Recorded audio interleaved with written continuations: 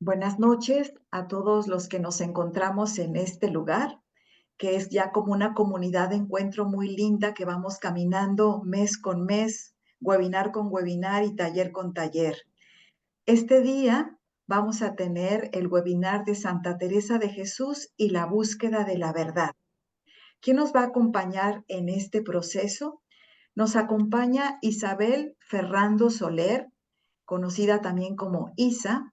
Ella es de Valencia, España, que la vamos a tener ahorita con nosotras, y estudió magisterio en la Universidad de Valencia y canto lírico en el Conservatorio Superior de Música.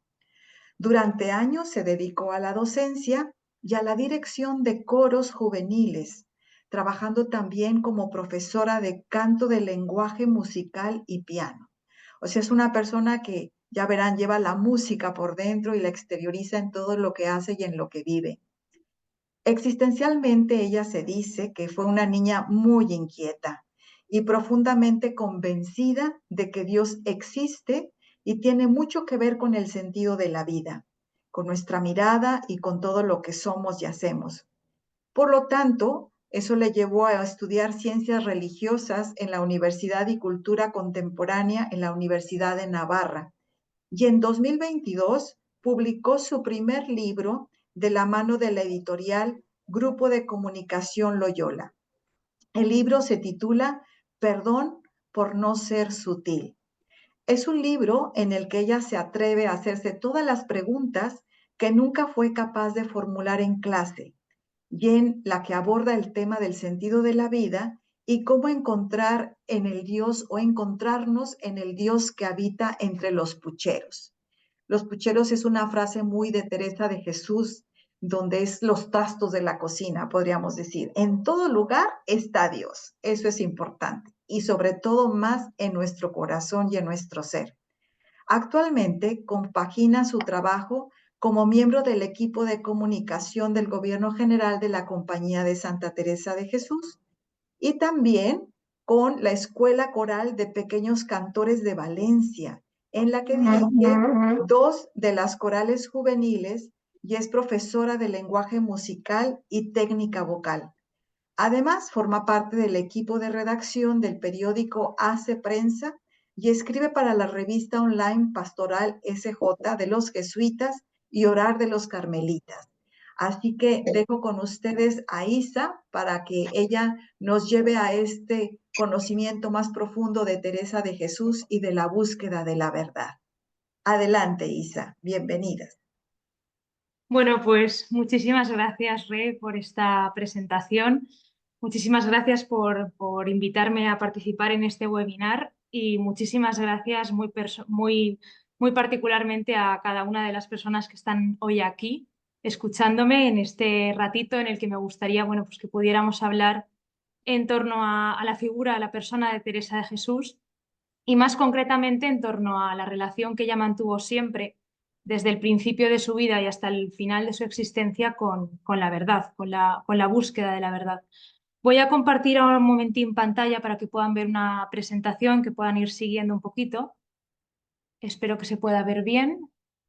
A ver, compartir. Vale. Y ahora deberían estar viendo la presentación. Sí. Bueno, pues vale. A mí me gustaría empezar advirtiéndoles, avisándoles de que yo no soy experta en Santa Teresa, yo no he estudiado a la santa en profundidad, ni sé nada sobre mística, así que bueno, me parece una cuestión de justicia empezar esta charla, este coloquio que vamos a tener, pues reconociendo que yo estoy aquí pues no en condición de experta ni de gran sabedora ni conocedora de la santa, sino más bien en condición de admiradora, de humilde admiradora, que bueno, pues como todo creo que tiene su punto bueno y su punto malo. Voy a empezar por el malo, porque así nos quedamos con el buen sabor de boca después, ¿no? Creo que el hecho de ser una simple admiradora, pues bueno, me coloca en un lugar modesto, desde el que quizá pues, no vaya a poder decirles nada radicalmente nuevo de la persona de Teresa de Jesús. Por otro lado es complicado porque qué falta ya por decir de Teresa de Jesús, ¿no? De esta gran mujer que ha sido tan leída, tan analizada, tan explicada, tan estudiada, ¿no? Pues sería quizá muy ingenuo por mi parte pensar que yo podría decirles en un ratito que nos vamos a ver algo absolutamente novedoso, ¿no?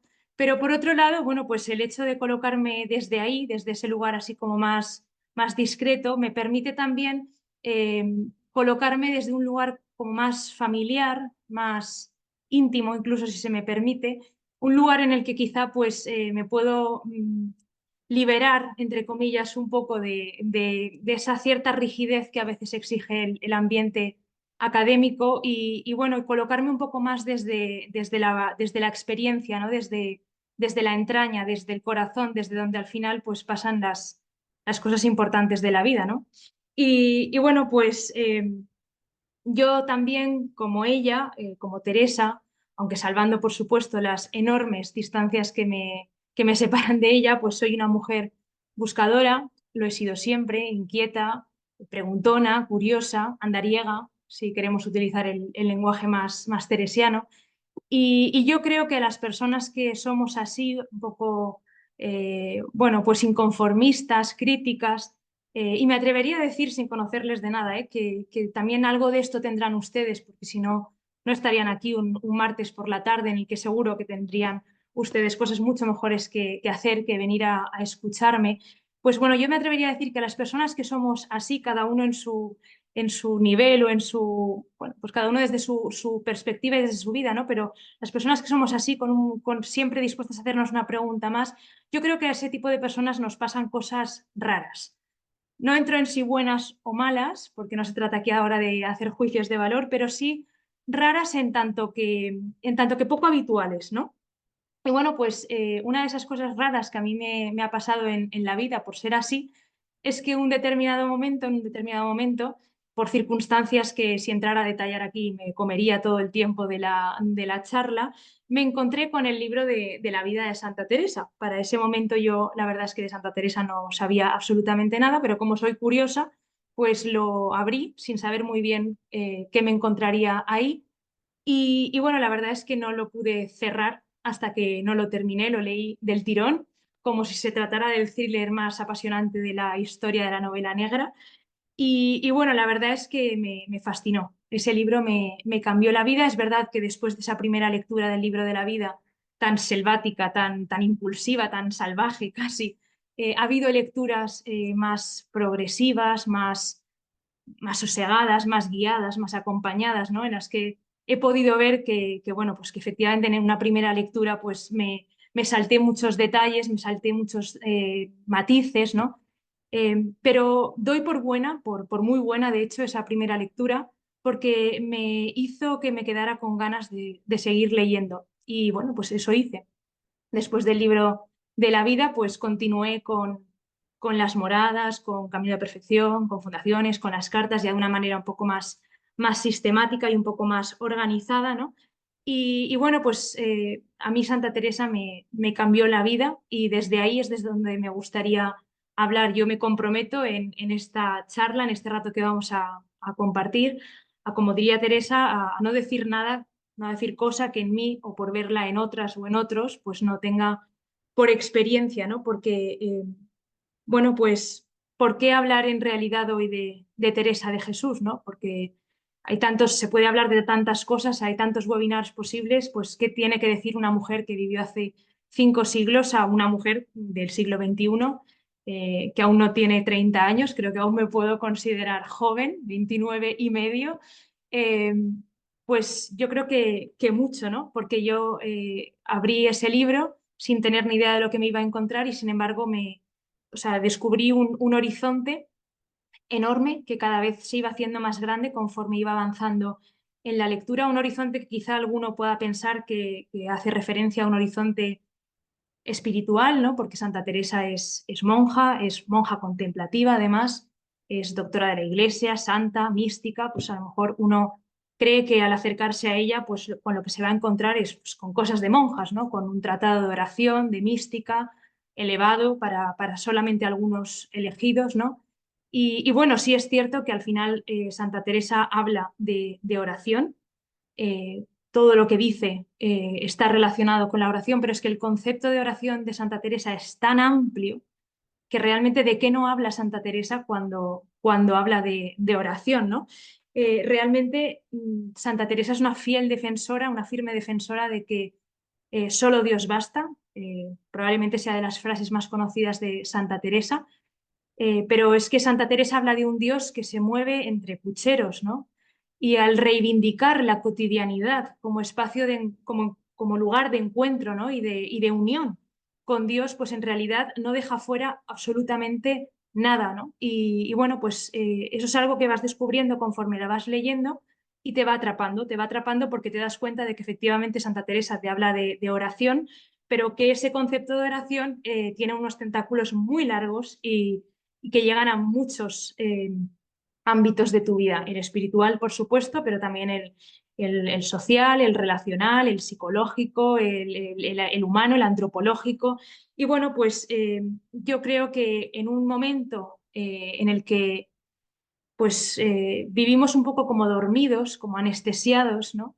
Eh, en el que los influencers y muchas personas que no han hecho así nada particularmente importante, ¿no? con sus vidas se han alzado en el podium de los referentes a seguir, pues quienes no estamos de acuerdo con eso, quienes pensamos que hay otra manera de vivir, que la vida es más rica, que es más, que ofrece más de lo que parece, quienes no estamos dispuestos a vivir la vida tal y como se nos presenta sin más, pues necesitamos también encontrar nuestros propios referentes, ¿no? Y he empezado diciendo que yo soy una mujer que también soy muy buscadora, he buscado siempre la verdad. Teresa de Jesús no es la única mujer que a lo largo de la historia ha buscado la verdad, ha habido mucha gente que ha buscado la verdad, pero yo particularmente he encontrado en Teresa de Jesús pues un modelo a seguir, una búsqueda muy auténtica que, como toda búsqueda, se realiza en un contexto determinado, en unas circunstancias concretas y la de Teresa es una búsqueda, la mía es otra y la de cada uno de ustedes es otra, pero creo que sí que tiene como unos componentes universales válidos, pase lo que pase y estemos en el momento que estemos, ¿no? Y simplemente eso es lo que me gustaría tratar de, bueno, pues de compartir, porque creo que las cosas buenas siempre, siempre merece la pena compartirlas y con la familiaridad de quien está hablando de una persona a la que admira y nada más, ¿no? Al final de este ratito, este webinar, tendremos un turno de preguntas. Espero que no sean muy difíciles porque no estoy segura de que vaya a poder responderlas, pero bueno, pues yo con toda la humildad, si las sé, las contestaré y si no, pues se lo diré y andaremos en verdad, como diría la santa, que esa es la verdadera humildad, ¿no? Bueno, pues voy a pasar ahora a compartirles este pequeño índice de contenidos en el que he querido, bueno, pues estructurar un poquito este rato que vamos a estar juntos. Me gustaría que este webinar tuviera como dos partes, ¿no?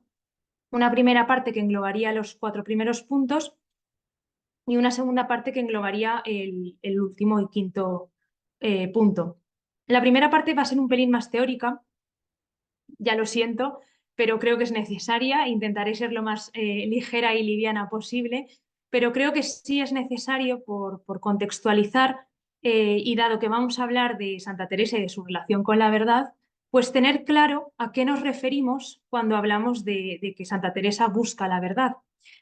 Y lo primero que nos vamos a dar cuenta es de que la verdad es un concepto muy abstracto y muy difícilmente definible. Por tanto, hace bastante complejo el objeto de este mismo webinar, ¿no? Entonces, bueno, vamos a ir acercándonos al concepto de la verdad, si no tanto para poder definirlo, que quizás sea demasiado complejo, sí por lo menos para dejar claro a qué no nos referimos cuando hablamos de la verdad y de la relación que tiene Santa Teresa con ella, ¿no? Con la verdad. Y luego ya sí, en la segunda parte de este webinar, en el punto número 5, va a ser Teresa de Jesús a través de sus escritos la que hable.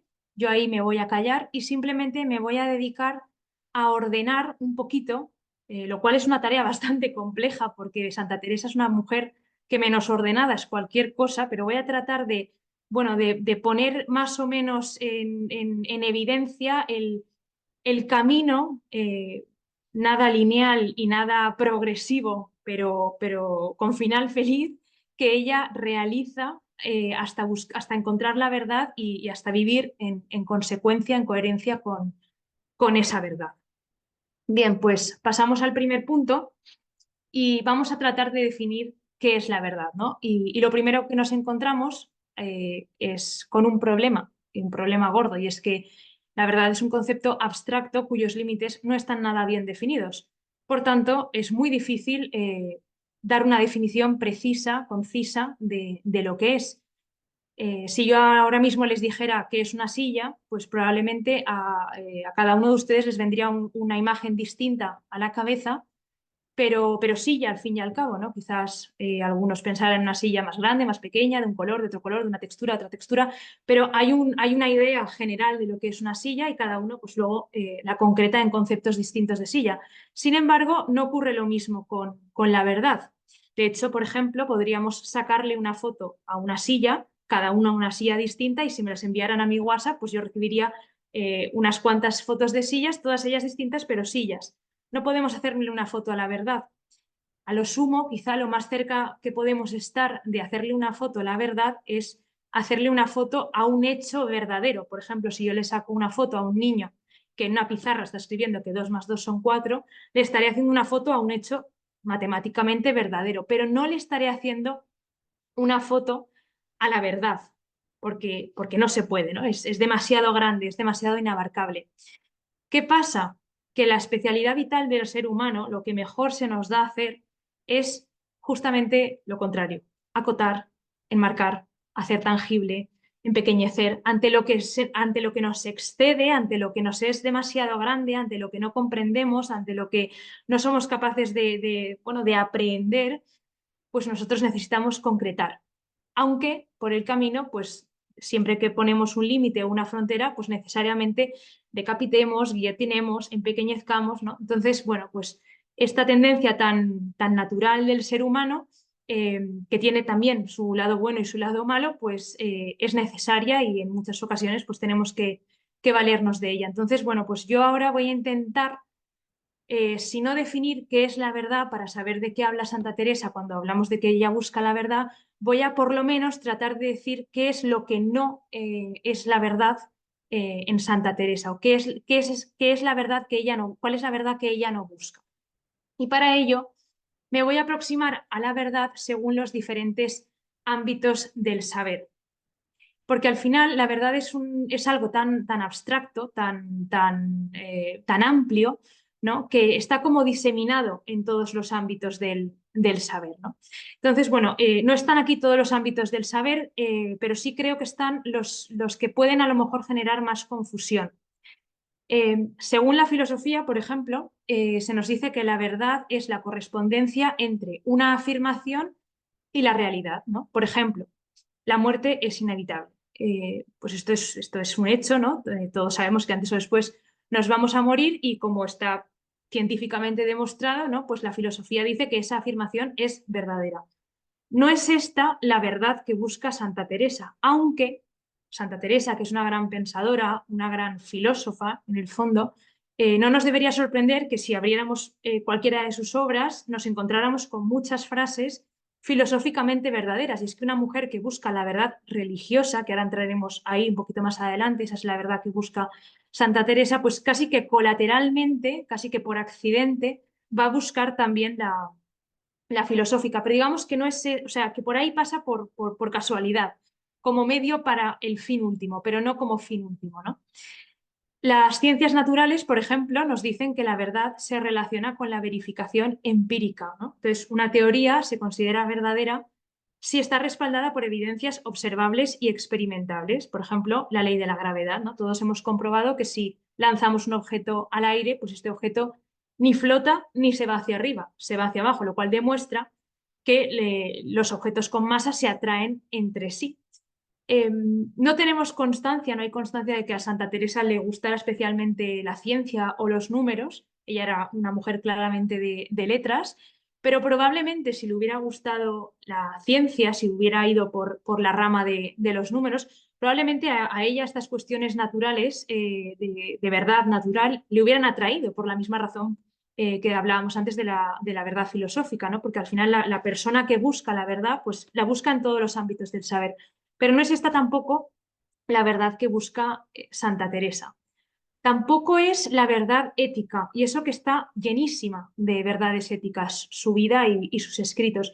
La ética nos dice que las afirmaciones son verdaderas si son coherentes con los principios morales aceptados. Por ejemplo, todos los seres humanos son iguales en dignidad y derechos. Esta verdad no sería una verdad filosófica, ¿no? Por ejemplo, porque no es verdad que todos los seres humanos son iguales en dignidad y derechos, pero estaría muy bien que lo fuera, ¿no? Y está moralmente aceptado que sería bueno, y socialmente aceptado, que sería bueno que todos los seres humanos fueran iguales en dignidad y derechos. Santa Teresa es la primera que busca en sus monjas y en todo el ambiente que la rodea que se dé esta verdad ética. De hecho, ella es pionera en quitar las clases sociales dentro de los conventos porque ella considera que las monjas, una vez entran en el convento, han de ser monjas, han de ser hermanas, nada de que haya unas hermanas que sean doñas y otras que sean legas y unas que estén esclavizadas a otras y que si tienen dote, no tienen dote. O sea, ella parte de la igualdad, ¿no? Pero insisto, tampoco es esta verdad ética la que en última instancia busca Santa Teresa.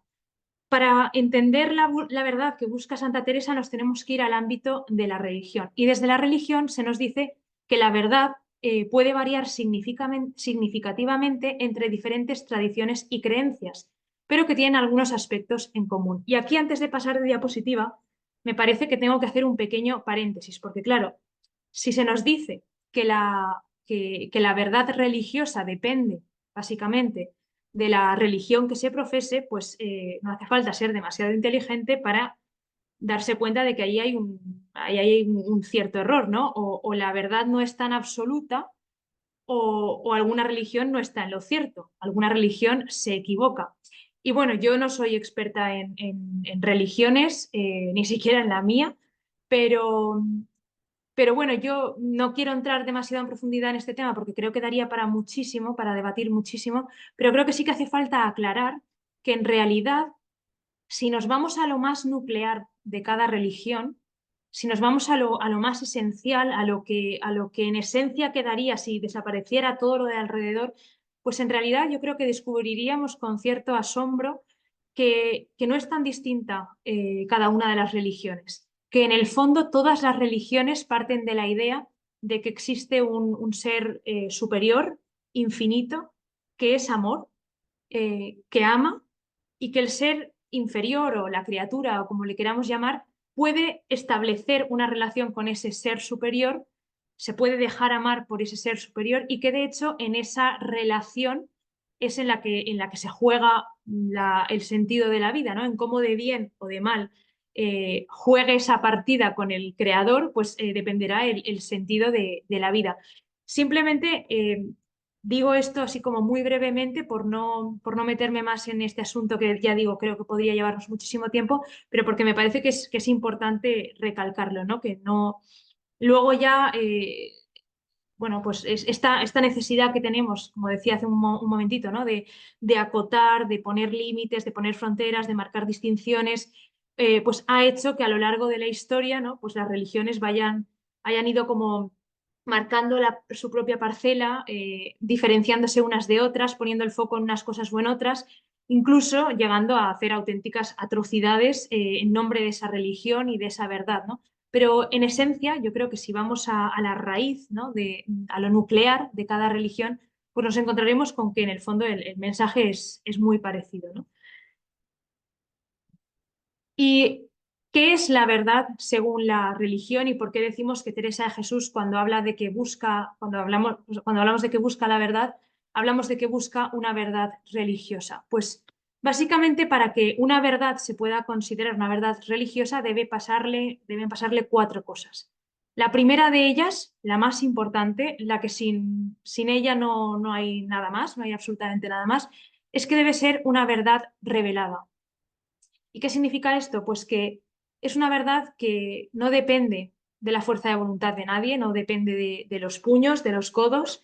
No es una verdad por ejemplo, a diferencia, o sea, como a diferencia de la matemática, ¿no?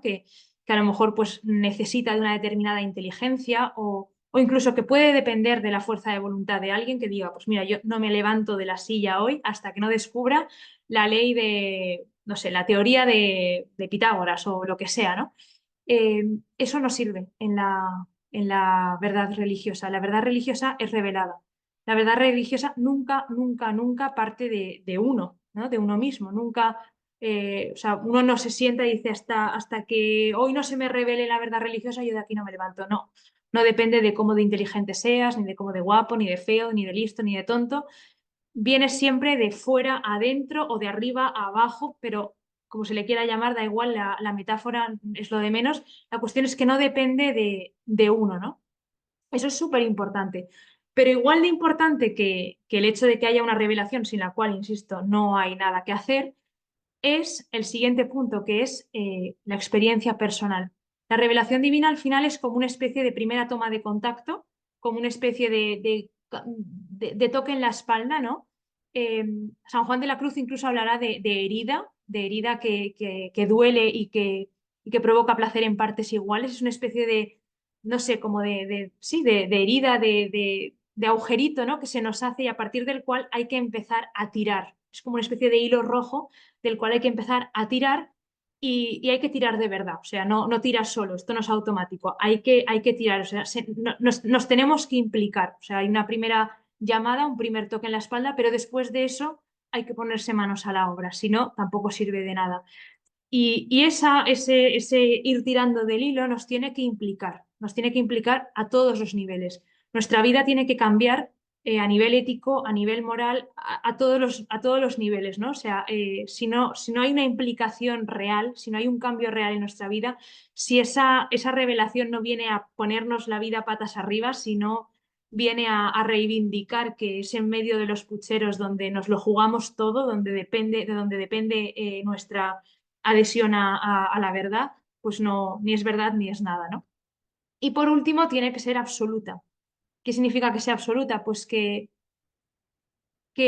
no dependa de nada, que no dependa del tiempo ni de la historia. Al final, pues el tiempo pasa, las circunstancias son distintas, las generaciones pasan, la historia pasa, las sociedades son cada vez más sofisticadas, pero hay algo que se tiene que mantener en el tiempo, ¿no? Y que es inmutable, que es universal. Es ese algo que hace que podamos conectar hoy, en pleno siglo XXI, con la experiencia de Teresa de Jesús del siglo XVI. Aunque el contexto sea distinto, aunque no podamos leerlo todo exactamente igual, ni imitarlo, ni hacerlo exactamente sí, igual que lo haría ella, ¿no? Pero hay algo que sobrevive, o sea, hay algo como que está por encima del tiempo, del espacio, de todo lo material y de todo lo caduco, ¿no? Nos dice aquí que para la religión existe una verdad que es objetiva y universal, que se basa en la naturaleza de Dios y en su voluntad. La verdad se manifiesta a través de la revelación divina, punto número uno, que incluye, en el caso nuestro, las escrituras, la tradición y la experiencia espiritual de la comunidad de fe. Y esta revelación es vista como un medio por el cual Dios se comunica con la humanidad. O sea, estos son, digamos, como los pilares que Dios utiliza para poder comunicarse con su humanidad, ¿no?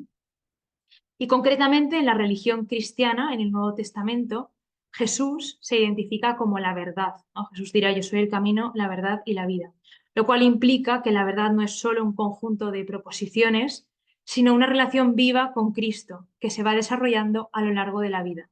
Y de esto, Teresa de Jesús será una gran maestra, porque Teresa de Jesús se pasa muchos años, muchos, peleando, batallando, intuyendo que tiene ahí una especie pues sí, de toque en la espalda, ¿no? De llamada, de algo que la hace salir de ella y que le hace buscar en dirección hacia las cosas del cielo, que no sabe muy bien ni lo que dice cuando lo dice, pero no se convierte del todo, o sea, no se asienta en esta verdad hasta que no se da cuenta de que esa verdad tiene un nombre y un apellido muy concreto, ¿no? Y hasta que no asume que su búsqueda de la verdad pasa por la humanidad de Cristo.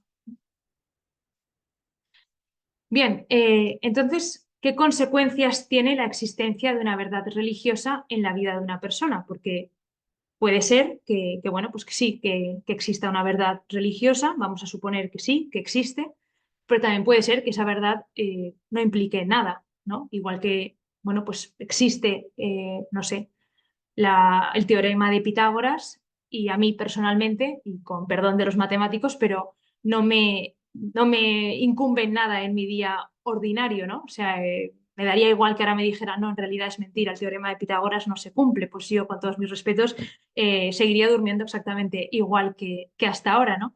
Sin embargo, bueno, pues la creencia en una verdad religiosa sí parece que tiene repercusiones en la vida de la gente, fundamentalmente cuatro.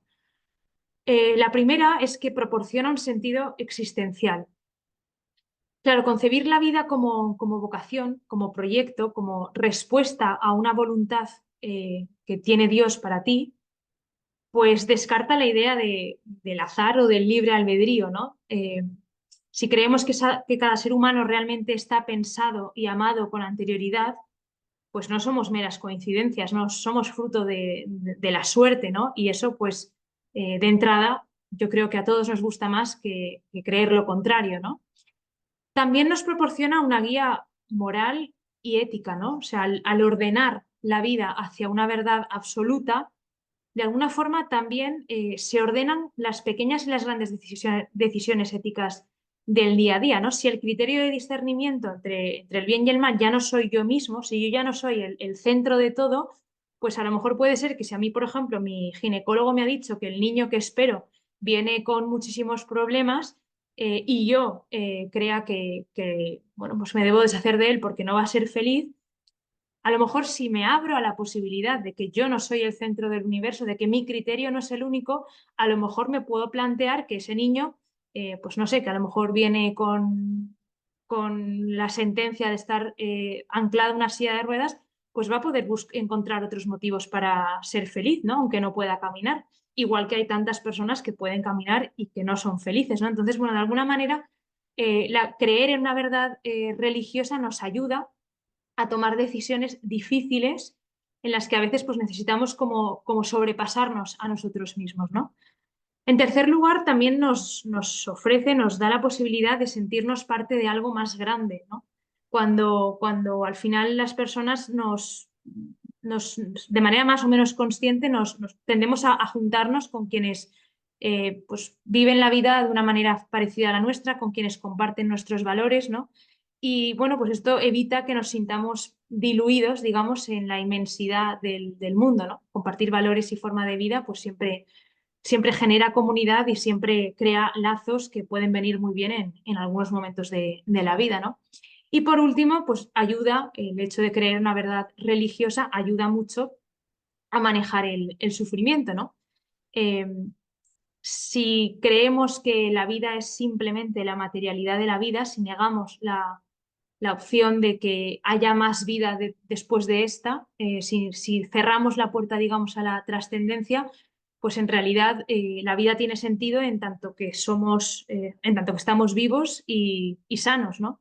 Pero ¿qué pasa en el momento en el que, bueno, en el que morimos, que vamos a morir todos, pero también en el momento en el que llega la enfermedad, que puede llegar en forma de constipado y ya está, pero también puede llegar en forma de enfermedades muy graves y además muy prolongadas en el tiempo, ¿no? ¿Dejaría entonces de tener sentido la vida si aquí estamos simplemente, como diría San Pablo, ¿no? Si los muertos no resucitan, comamos y bebamos que mañana moriremos, ¿no? Pero ¿qué pasa si no podemos ni siquiera comer o beber porque estamos, no sé, enfermos o porque tenemos una situación de absoluta desgracia o de gran pobreza o, bueno, en fin, todas estas cosas que pueden pasar en la vida y que creer en una verdad religiosa nos puede ayudar a sobrellevar de una manera un poco más liviana, ¿no? Entonces, claro, parece, o sea, uno ve este croquis y parece que al menos aparentemente, y ahora explicaré por qué digo aparentemente, resulta más sencillo, o sea, o por lo menos trae a cuenta creer en una verdad religiosa. Y no estoy hablando ni siquiera de profesar una determinada fe o de asumir un tipo de compromiso concreto, ¿no? De vincularse a una parroquia de dar catequesis los jueves o de bueno, no sé, de vincularse ya a mayor escala. Estoy diciendo simplemente que parece que trae a cuenta, ¿no? Elegir creer, ¿no? Parece que es como más sencillo, ¿no? Y digo que parece o que es solo aparentemente, porque en el fondo yo creo que no es así. Es cierto que creer en una verdad religiosa existencialmente proporciona un cierto suelo, ¿no? Eh, a todos nos gusta tener una vida con sentido. A todos, o sea, yo creo que todos preferimos una vida en la que el sufrimiento, la muerte, el dolor pueda tener cabida que una vida en la que, bueno, pues a la primera que nos pase algo, pues ya encontremos motivos para no querer seguir viviendo, ¿no? Pero si esto fuera tan sencillo como elegir creer o no creer, ¿no? Escoger pongo aquí esta imagen de la famosa película de Matrix que no he visto, pero me han contado muchas veces. Y sé que en un determinado momento al protagonista se le plantea que elija, ¿no? Una pastilla, no sé si la azul o la roja, una de ellas implica vivir en la verdad con todo el sufrimiento que eso conlleva o la otra, que implica vivir en la mentira, pero feliz, ¿no? Pero tranquilo, como anestesiado, y él pues elige una, no sé exactamente cuál, porque no, ya digo que no he visto la peli, pero si en la vida real esto fuera así de sencillo, ¿no? Pues probablemente yo creo que todos elegiríamos la, de- la pastilla, ¿no? De poder creer en una verdad religiosa. Y sin embargo, pues seguramente ustedes conozcan a muchísimas personas que no creen, a muchísimas personas que ni siquiera se han planteado si creen o no, que no es un tema que les importe, a muchísimas personas que quieren creer y no pueden creer, que les encantaría poder creer y no pueden, a muchísimas personas que se les ha concedido el don de creer, pero no, bueno, pasan un poco del tema. Entonces, no es tan fácil, ¿no? Y es que, como decíamos antes, se tiene que dar una revelación para que se inicie la búsqueda. Esto es fundamental. Pero hay un punto de misterio en la verdad.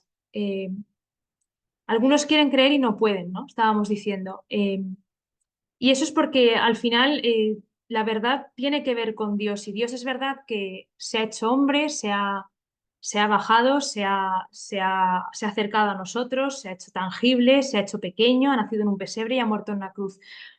Se ha hecho accesible, pero no por ello deja de ser un misterio, ¿no?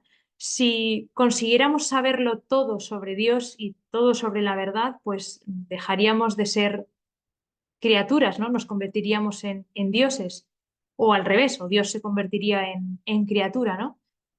Y bueno, pues el por qué algunos quieren creer y no pueden, pues es algo que hay que aceptar como parte del misterio, como por qué existen, no sé, asesinos en serie o tantas cosas que no tienen justificación, que no tienen un motivo y que hay que acoger pues como parte del misterio. Pero también hay mucha gente que se le da el don de creer y no cree. No cree porque a lo mejor empieza a tirar de ese hilo rojo del que hablábamos antes, pero cuando se da cuenta de que efectivamente esa búsqueda es muy cansada, muy difícil y realmente implica la vida entera, realmente nos enfanga desde arriba, desde abajo hasta arriba, todo nuestro ser, pues se queda por el camino, ¿no?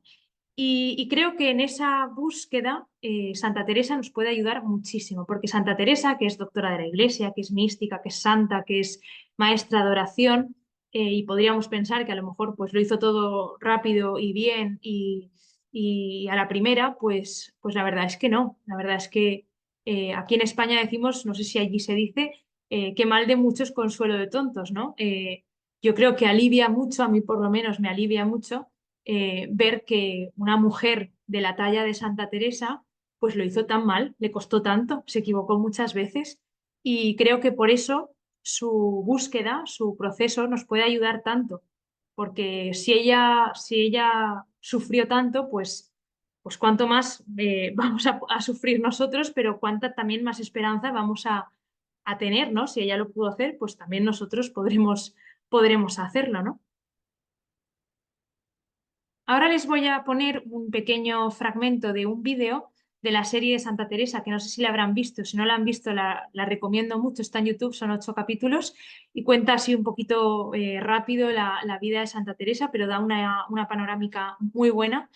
Y me gustaría que viéramos nada, es un fragmento muy corto, pero creo que ilustra muy bien eh, esa preocupación que ella tiene siempre, desde el principio de su vida y hasta el final, con la búsqueda de la verdad. Les pongo muy brevemente en contexto, este es el primer capítulo de la serie, ella tiene unos 20 y pocos años, ya es monja en el monasterio de la Encarnación, pero ha salido durante un tiempo porque está muy enferma, bueno, pues nadie sabe muy bien qué tiene, está a la espera de que algún médico le ayude, ¿no? Y recibe la visita de su tío, un hombre mayor al que ella quiere mucho, que acaba de enviudar y que va a entrar religioso y, y le regala unos libros, ¿no? Y porque sabe que le gusta a ella mucho leer.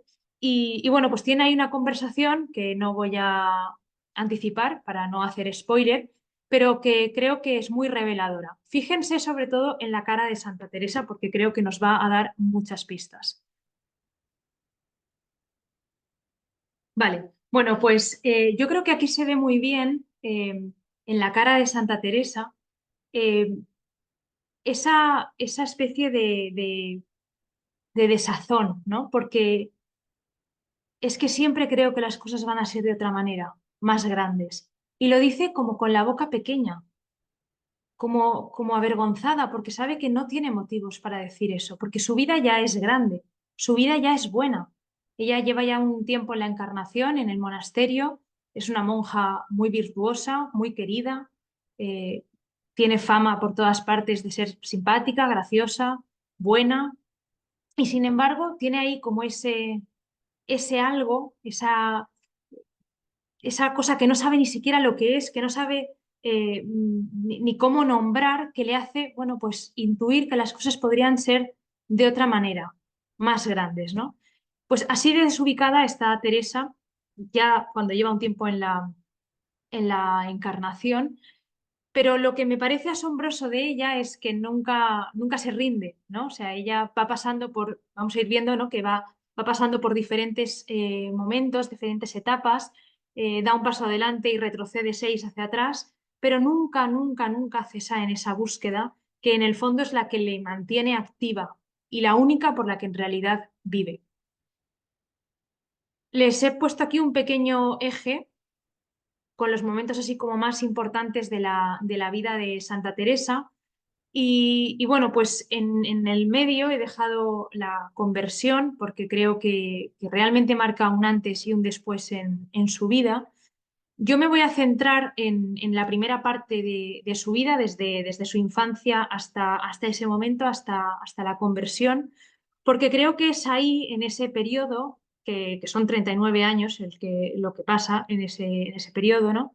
Eh, donde mejor se aprecia esa batalla campal que ella tiene que pelear hasta conseguir llegar a la verdad y convertirse a ella, ¿no? Y ordenarse a ella. Y no por ello, lo veremos un poco más adelante, ya se sienta en el sofá a ver la vida pasar, todo lo contrario. A partir de la conversión es cuando empieza realmente la vida apostólica de Teresa, la vida, digamos, hacia afuera, ¿no? Aunque ella nunca dejó de vivir, o sea, ella por dentro vivía, bueno, auténticas odiseas y sin embargo su vida hacia afuera, en el convento de la Encarnación, seguía, ¿no? Pero no será en realidad hasta 1554, a partir de la conversión, cuando realmente su vida se ordene y por tanto empiece a tener una relación mucho más sana, mucho más equilibrada con la realidad, con el prójimo y con lo de fuera, ¿no? Entonces, ahora lo que voy a hacer es ya callarme yo y darle paso a ella, ¿no? A sus textos y tratar de mostrar un poquito pues cómo ella va haciendo este recorrido que ya digo que no es nada lineal, no es nada progresivo, es curioso, es realmente curioso como en un mismo capítulo puede llegar a decir cosas casi contradictorias, ¿no? Pero eso es lo que me gustaría sobre todo compartir, ¿no? Que ella jamás eh, endulza nada, ¿no? Ella jamás edulcora nada porque vive en verdad, ¿no?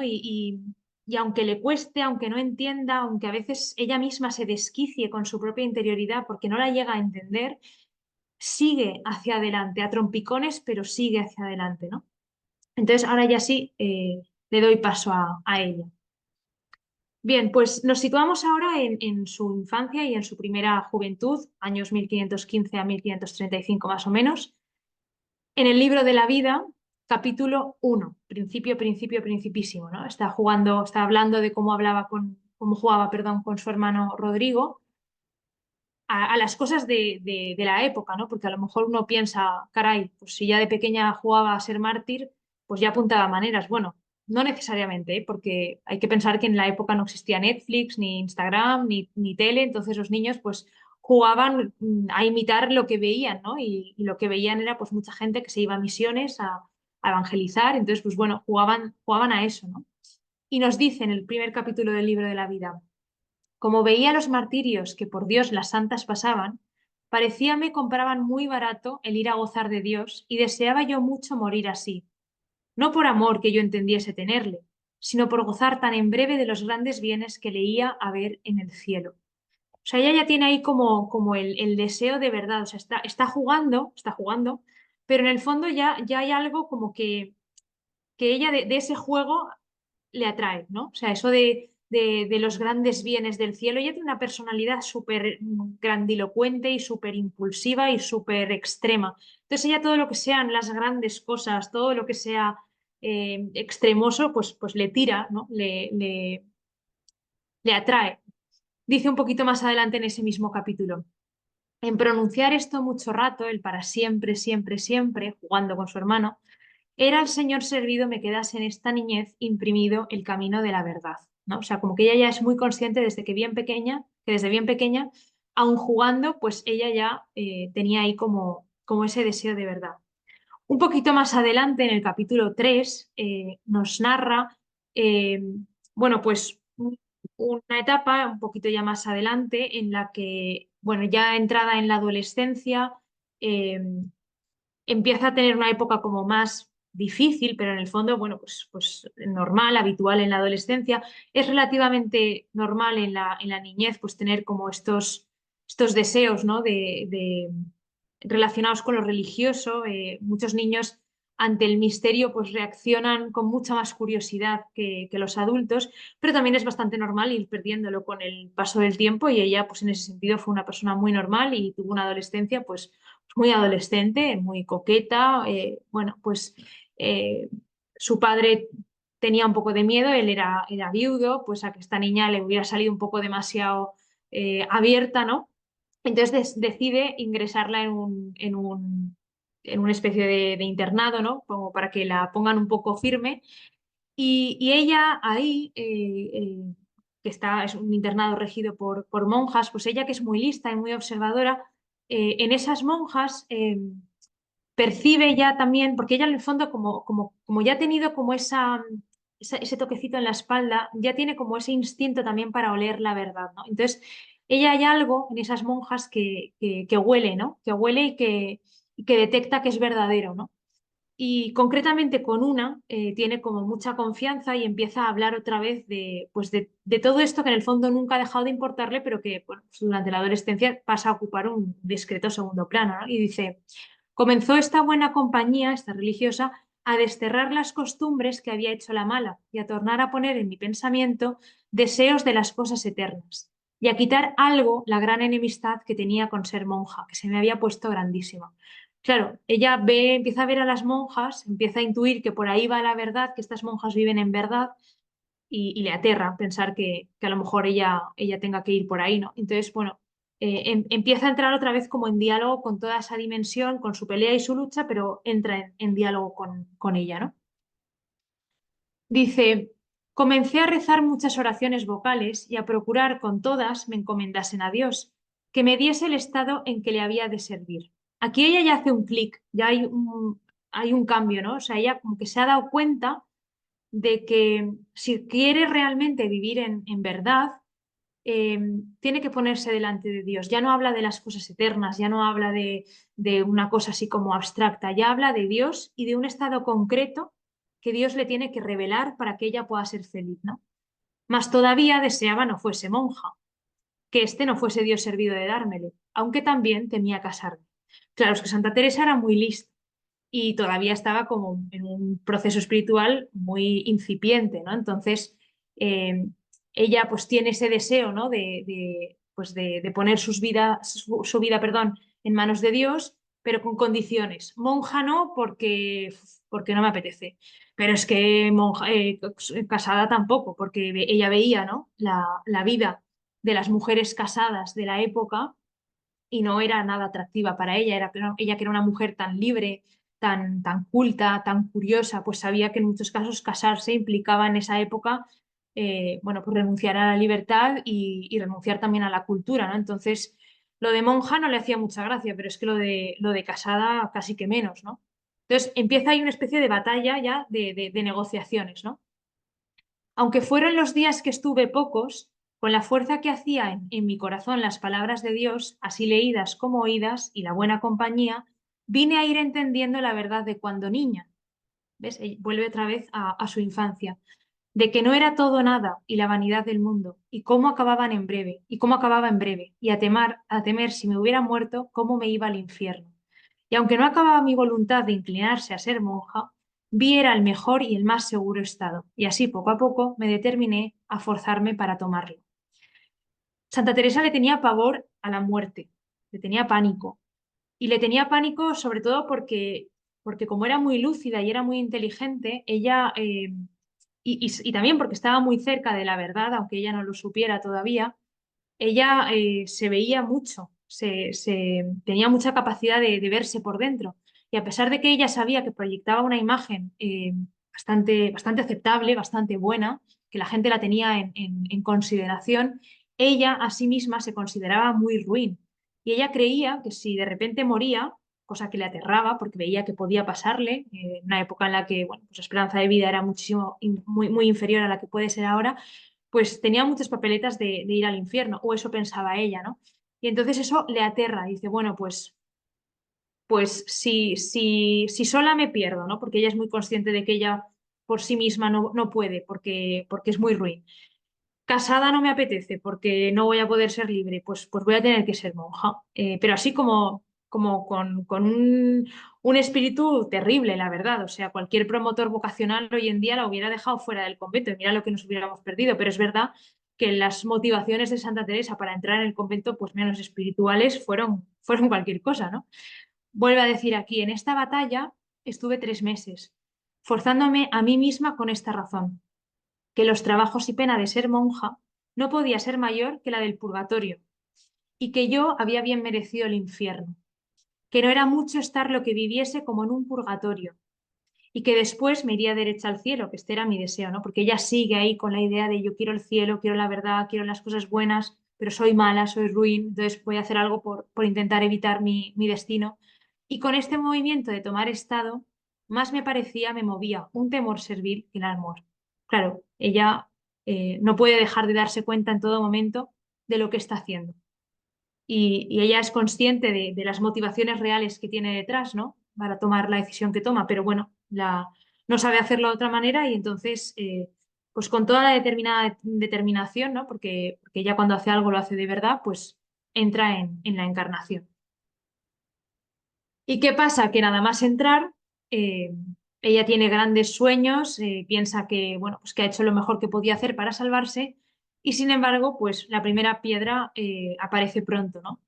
Y dice, no parece, Dios mío, que prometí no guardar cosa de lo que os había prometido, aunque entonces no era esa mi intención. Llega a la encarnación y todos sus grandes planes de ser una buena monja, de realmente vivir en verdad, no es capaz, ¿no? de llevarlos a cabo. Ella cree que no sabe, ¿no? Que no se encuentra, tiene mucho lío interior, no es capaz de hacer silencio, hasta el punto de que ese caos interior que tiene la hace enfermar. Hoy en día, pues probablemente se hablaría de que Santa Teresa era una mujer que somatizaba, ¿no? Que tenía una vida interior tan intensa y tan poco ordenada que no fue capaz, no supo, bueno, pues como gestionarlo todo y entonces por algún sitio le salía lo que por dentro no conseguía enderezarse, ¿no? Entonces, bueno, enferma y la sacan del monasterio porque ya la cosa se pone seria y la llevan a un pueblo donde también buscan pues un médico que la pueda tratar.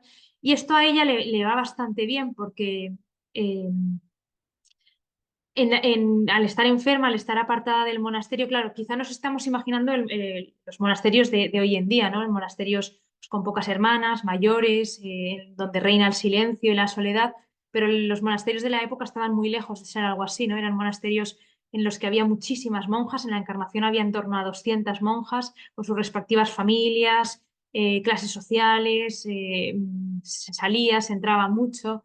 Y entonces, pues en realidad cuidar de la vida interior era bastante complicado en un convento, ¿no? Y ella cuando sale del convento, en esos momentos de soledad, de estar en una enfermería o de estar al cuidado de su familia, de su hermana, los aprovecha mucho para rezar, ¿no? Bueno, para entrar en realidad casi que por obligación en su propia interioridad, aunque solo fuera por puro aburrimiento, ¿no? Y dice, comencé a tener ratos de soledad y a confesarme a menudo y comenzar aquel camino, teniendo aquel libro por maestro. Porque yo no hallé maestro, digo, confesor, que me entendiese, aunque lo busqué. En 20 años después de esto digo, que me hizo harto daño para tornar muchas veces atrás y aún para del todo perderme. Y dice un poco más adelante, comenzó el Señor a regalarme tanto por este camino, por el camino de la soledad, que me hacía merced de darme oración de quietud y alguna vez llegaba a unión, aunque yo no entendía qué era lo uno ni lo otro. Claro, el libro de la vida lo escribe a posteriori, ¿no? En ese momento ya no sabe lo que le está pasando, solamente lo irá descubriendo a la luz del paso del tiempo. Pero lo que ella sí ve es que a veces no se soporta ni 2 minutos y sin embargo otras veces pues el Señor le regala, porque ella tiene muy claro que eso no viene de ella, que es algo que viene de arriba, ¿no? Que el Señor pues le regala momentos de absoluta quietud y de incluso de unión, ¿no? Aunque esto lo diga después así con estas palabras, ¿no? Pero ella sabe que hay algo ahí que le atrapa, ¿no? Que por un lado le repele pero, y le cuesta y no entiende, pero por otro le atrapa, le tiene cautivada, no la deja salir de ahí, ¿no? Ya digo, paso hacia adelante, paso hacia detrás, así constantemente, pero nunca desfallecer del todo. Y vuelve la encarnación después de un tiempo de enferma y vuelven los problemas con la oración. Ella va dando vueltas y vueltas. Cada vez es verdad que avanza un poquito más, pero sigue dando vueltas, ¿no? Y llega a decir, porque no me dio Dios talento de discurrir con el entendimiento, ni de aprovecharme con la imaginación, que la tengo tan torpe, que aún para pensar y representar en mí, como lo procuraba traer la humanidad del Señor, nunca acababa. A Santa Teresa le pasaba una cosa curiosa y era que la forma que estaba, entre comillas, de moda de rezar en la época, que era la oración contemplativa, ¿no? Entendida como este tipo de oración en el que uno se imagina, ¿no? Se trae a la mente pues una determinada escena del Evangelio o de la Escritura, ¿no? Y un poco como que se deja afectar por lo que eso provoca en el espíritu, ¿no? Eso ella, Santa Teresa, que tenía una imaginación portentosa, que era una gran escritora, bueno, que era una persona con una cabeza privilegiada, pues sin embargo era muy torpe para eso, no tenía imaginación. Entonces, eso por un lado, pues le dificultó mucho, o sea, le hizo pasar muy malos ratos porque ella intentaba hacer oración de contemplación y no podía, no sabía, se perdía. Pero por otro, bueno, pues precisamente gracias a eso, a que no pudo entrar por esa vía, pues no le quedó más remedio que descubrir otras, ¿no? Y entonces dice un poquito más adelante, ahora me parece que proveyó el Señor que yo no hallase quien me enseñase, porque fuera imposible perseverar 18 años que pasé en este trabajo y en estas grandes sequedades por no poder, como digo, discurrir. Porque claro, ni podía discurrir ni podía encontrar consuelo en alguien, porque sus propios confesores le decían que lo que tenía que hacer era lo que hacía todo el mundo, ¿no? Que no se saliera de la norma. En todos estos, si no era acabando de comulgar, jamás osaba tener oración sin un libro, que tanto temía mi alma estar sin él en oración, como si con mucha gente fuera a pelear. O sea, ella tiene tanto miedo a entrar dentro de sí que siempre tiene un libro por si acaso, ¿no? O sea, el libro le hace un poco como de parapeto, ¿no? Pero a mí me parece muy curioso que cuando hable de su propia interioridad utilice términos bélicos, como si con mucha gente fuera a pelear. O sea, por un lado nos está diciendo hace un capítulo que el Señor le da quietud, oración de unión, arrobamientos y a la vez, o al poquito, nos dice que cuando entra dentro de sí siente que va a pelear, ¿no? Que si no tiene un libro es que se siente indefensa ante la guerra, ¿no? que tiene dentro de sí. Me parece que esto es bueno, a mí me alivia mucho, saber esto de Santa Teresa porque dices, bueno, pues no lo estaré haciendo tan mal si esta mujer pensaba que tenía una batalla así de grande dentro de ella. Todo esto le lleva de nuevo a enfermar y a estar durante 3 años tullida primero fuera de casa, o sea, fuera de la encarnación y después otra vez en la encarnación, pero en la enfermería.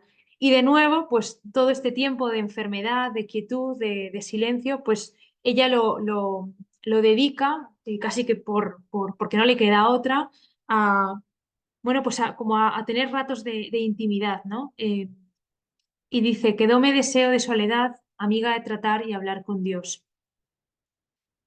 Y sigue un poquito más adelante, que comencé, es que es muy gracioso los cambios que hace, es solamente un capítulo de diferencia y nos dice que comencé a temer de tener oración, de verme tan perdida, y parecíame era mejor andar como los muchos, pues en ser ruin era de las peores, y rezar lo que estaba obligada y vocalmente, que no tener oración mental y tanto trato con Dios, la que merecía estar con los demonios, y que engañaba a la gente porque en lo exterior tenía buenas apariencias.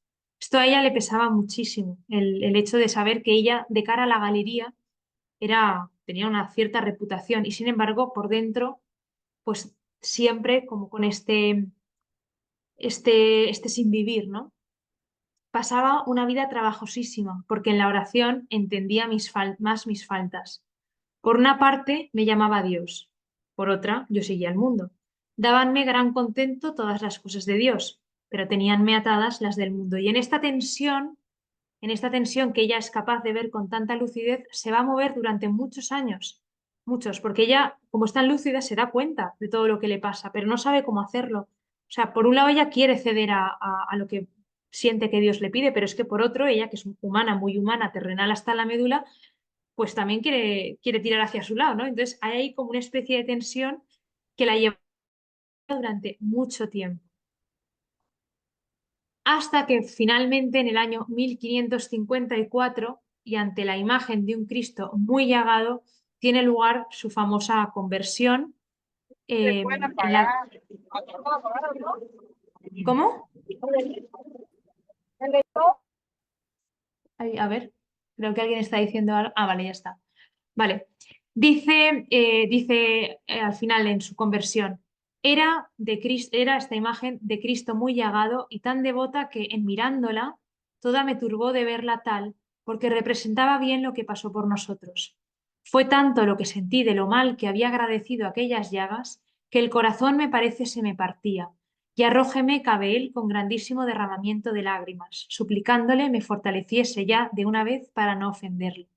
Y enseguida después de eso dice, estaba ya muy desconfiada de mí y ponía toda mi confianza en Dios. O sea, hasta que ella no pasa por un despojamiento absoluto de su confianza, porque hasta ese momento ella había querido seguir teniendo como la sartén por el mango que decimos aquí en España, ¿no? Ella quería haber tenido o sea, ella quería seguir teniendo como la situación bajo su control. Y ya llega un punto que dices que ya no puedo más. O sea, es que tengo que dejarle las riendas de mi vida a Dios, que no es una verdad abstracta, ni etérea, ni está por las nubes. Es Jesucristo con quien puedo entablar una relación, ¿no? Y a partir de ahí es cuando hay un antes y un después. Justo después de ese capítulo, interrumpe el relato en el libro de la vida y dedica los siguientes 10 o 11 capítulos, ahora mismo no recuerdo, a escribir sobre oración exclusivamente y de manera así como bastante doctrinal. Eh,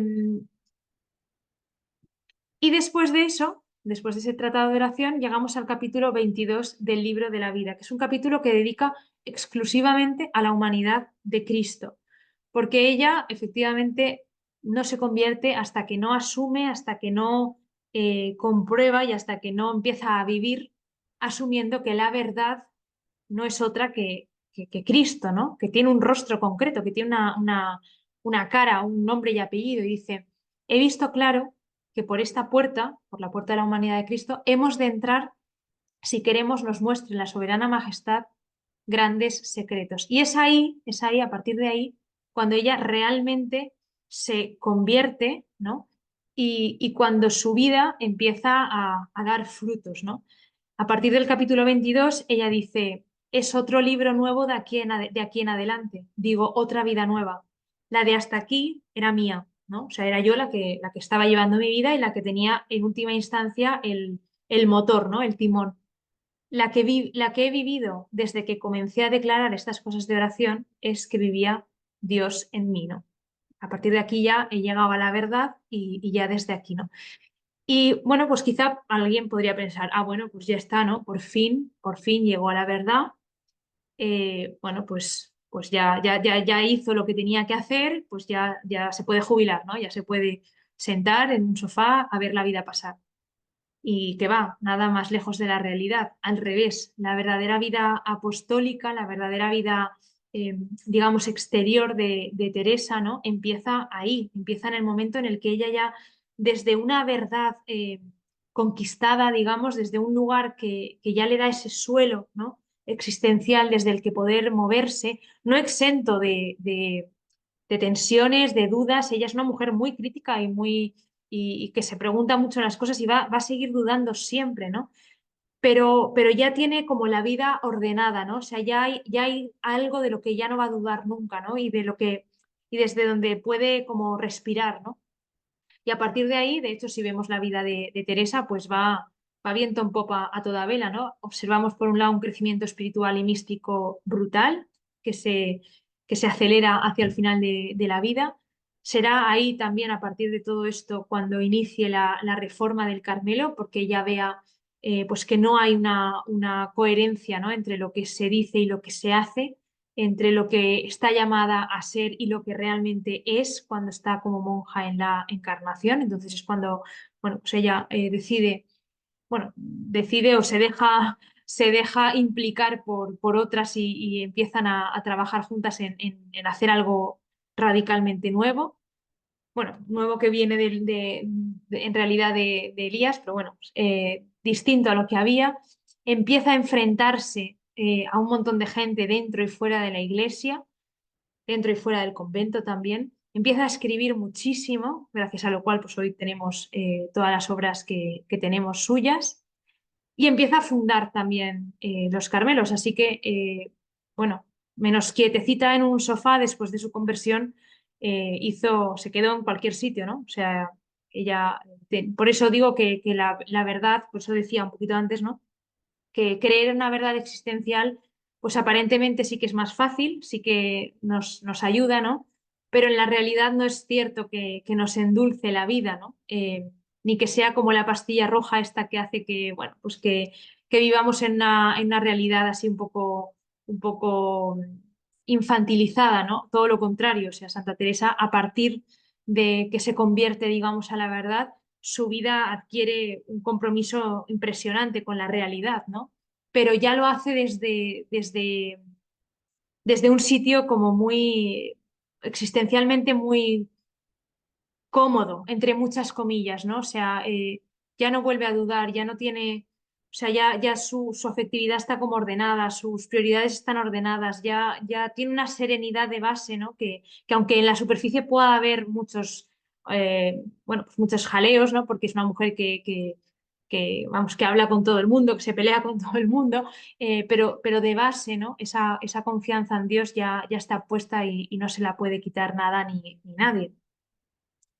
Y bueno, yo quería ya simplemente terminar con esta imagen que me parece bastante sugerente, bastante evocadora, porque, bueno, de alguna manera yo creo que acercarse a Teresa de Jesús es acercarse a alguien cuya vida pues siempre tiene como esa onda expansiva eh, que solo se puede dar y solo ha conseguido darse a lo largo de tantos años, incluso ya después de ella estar muerta, porque su centro pues estaba bien arraigado en Dios, ¿no? Y bueno, pues quería terminar con esta frase de las primeras moradas muy conocida, pero que no por ello pues me parece que venía mal recordar, ¿no? Pues consideremos que este castillo tiene, como he dicho, muchas moradas, unas en lo alto, otras en bajo, otras a los lados, y en el centro y mitad de todas estas tiene la más principal, que es a donde pasan las cosas de mucho secreto entre Dios y el alma. Y bueno, pues yo creo que ahí Teresa pues se dedica la vida entera a que esa morada esté bien, bien aposentada, ¿no? Bien decorada, bien acomodada para que el rey la ocupe y de ahí, desde ahí, pues irradie todo hacia afuera. Y bueno, pues hasta aquí mi intervención. Eh, Muchas gracias a todos y a todas por este ratito. Y ahora creo que se abre el turno de preguntas. Voy a dejar de compartir pantalla para poder verles la cara, que esto de hablarle a una pantalla no me gusta. Ya está, ya les veo. Y bueno, pues no sé esto, Rey, cómo lo hacemos ahora, si ahora abres tú el turno de preguntas. Pues primero y antes que nada, Isa, te agradecemos como todo este caminar que hiciste del proceso de búsqueda de Teresa de Jesús desde la infancia hasta algún momento de su vida y que sigue, continúa por siempre. Y la invitación que nos hace Teresa y que tú nos haces desde ella a no dejar de seguir buscando la verdad y tomar conciencia de que la llevamos dentro y que poco a poco irradiaremos como a ella la verdad que nos habita, que es la presencia de Dios.